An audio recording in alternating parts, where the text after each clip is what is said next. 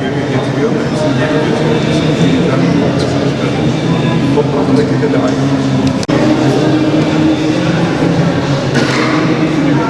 Resulullah sallallahu aleyhi ve sellem'in sahasından kaçan. Bu sahasında salat etmeyi yaklaşık toplayın.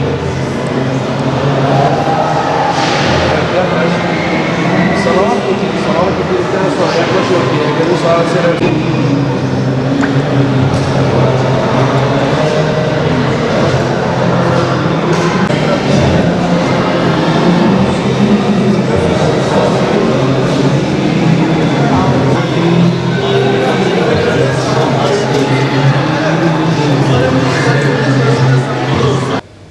Bursa Konyalar Derneği'nin düzenlemiş olduğu kutlu hazineyi buraya getirmekten onur duydum. Sizlerin de buraya teşvik etmekte onur duydum. Güzel mutluluk yaşıyorum.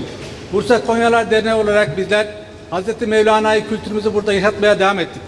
Burada yapacağımız ziyaret sadece Resul Efendimizin hilye-i şeriflerine, onun aşkına, onun muhabbetine olan sevgimizi göstermek için güzel bir ziyaret yapacağız.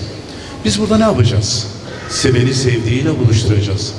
Asr-ı saadetten ecdadımız Osmanlı'ya, Osmanlı'dan günümüze kadar Resul Efendimiz'e ait ve onun ashabına, onun yakınlarına ait olan birçok teberruğu burada sizlerin ziyaretini açacağız. Buradaki ziyareti şöyle diye yapalım. Biz burada Resul Efendimiz'in saçı şerifi, sakalı şeriflerini ziyaret etmeyeceğiz. Biz burada Resul Efendimiz'in bizzat kendisini ziyaret edeceğiz.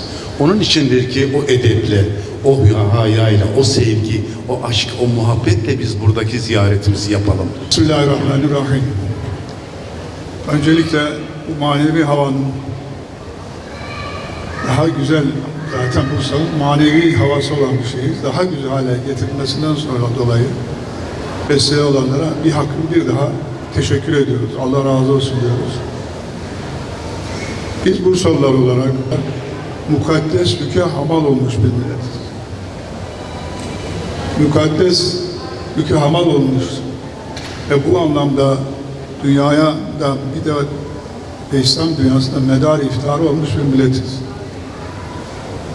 Mukaddes emanetler, emanetçisi olan böyle bu toplumun ona kavuşması sanki bir itik malın sahibini bulması gibi algılanır. Bir de şunu söyleyeyim. Hani tüm İslam dünyası için olmazsa olmazımız Mekke ve Medine şehirlerimiz var. Söylenen bir makalede ve söylendiği için söylüyorum. Her ülkeye bir Mekke ve Medine şehri olmak istenilse Türkiye hangisi düşer denildiğinde hani Mekke belki İstanbul'un hakkı ama diyor Medine kesinlikle Bursa. Şimdi Medine'nin bu anlamdaki aslında ecdadımızın da manevi fethini yaşadığı yerdir. Cihan İmparatorluğu'nun geçiş dönemindeki Bursa noktası ve yetişmesi ciddi anlamda o mukaddes yükün ne kadar sırtlandığıyla alakasıdır. Onun için o Cihan İmparatorluğu kurulmuş ve o hamallığın, o sevabına da nail olmuşlardır.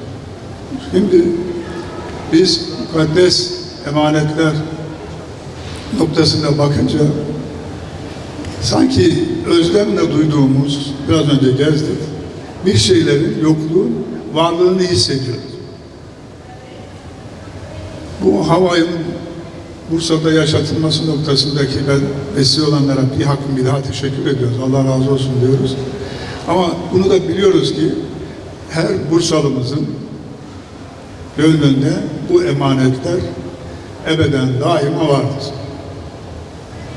Onun için Bursalılarımız kısa bir sürede olmuş olsa ama gönlünde daim olarak tutarak bu ziyaretlerini yapacaklar. Bir nebze de olsun hafif susuzluklarını gidereceklerdir.